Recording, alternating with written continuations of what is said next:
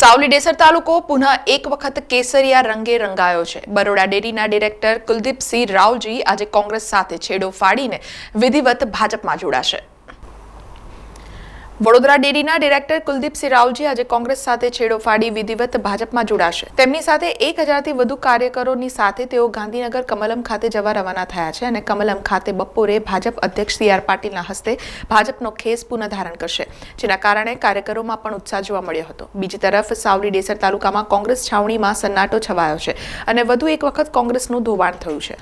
કોંગ્રેસની વિચારધારા ધરાવતા કાર્યકરોએ ભારત માતા કી જયના નારા લગાવ્યા હતા। કુલદીપસિંહ રાવજી કોંગ્રેસમાંથી સાવલી વિધાનસભાની બેઠક પરથી ભાજપના કેતન ઇનામદાર સામે ચૂંટણી લડ્યા હતા, પણ કુલદીપસિંહ જીતી શક્યા ન હતા અને આજે જ્યારે ભાજપની એકધારી જીતને જોતા 50 ઉપરાંત કારમાં રેલી સ્વરૂપે ગાંધીનગર જવા માટે રવાના થયા છે। આજરોજ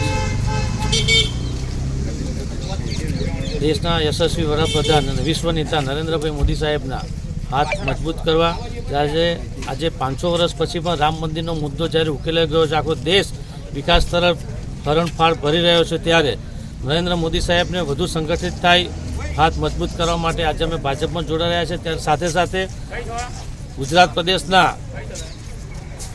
CR પાટીલ સાહેબ પ્રદેશ અધ્યક્ષના સંગઠનને વધુ મજબૂત કરવા માટે આજે અમે 1500થી ઉપરાંત સાવલી ડેસર અને વડોદરા ગ્રામ્ય સાવલી 135 વિધાનસભામાંથી 1500થી વધુ કાર્યકરો આજે ભાજપમાં જોડાઈ રહ્યા છે। આજ રોજ કોંગ્રેસમાંથી અમે ભારતીય જનતા પાર્ટીમાં જોડાઈ રહ્યા છે। કોંગ્રેસમાં હું મહામંત્રી હતો અને ડેસર જિલ્લા પંચાયતનો ઇન્ચાર્જ હતો, પરંતુ કોંગ્રેસમાં કોઈ પણ પ્રકારનું સંકલન અને કોઈ નેતાગીરી સક્ષમ છે નહીં, એટલે અમે ફરીથી ભાજપમાં પ્રવેશ લઈ રહ્યા છીએ। કોની સાથે જઈ રહ્યા છે? અમે કુલદીપસિંહ, પછી અમારા વરસડાના માજી સરપંચ અને ડેસર તાલુકા સાવલી તાલુકાના ઘણા બધા 2000 કાર્યકરો સાથે અમે જોડાયા। સમાચારોના સતત અપડેટ માટે TNN ન્યૂઝને YouTube પર સબસ્ક્રાઇબ કરી બેલ આઇકોન પ્રેસ કરો અને અમારી સાથે જોડાયેલા રહો Facebook, Instagram અને Twitter ઉપર।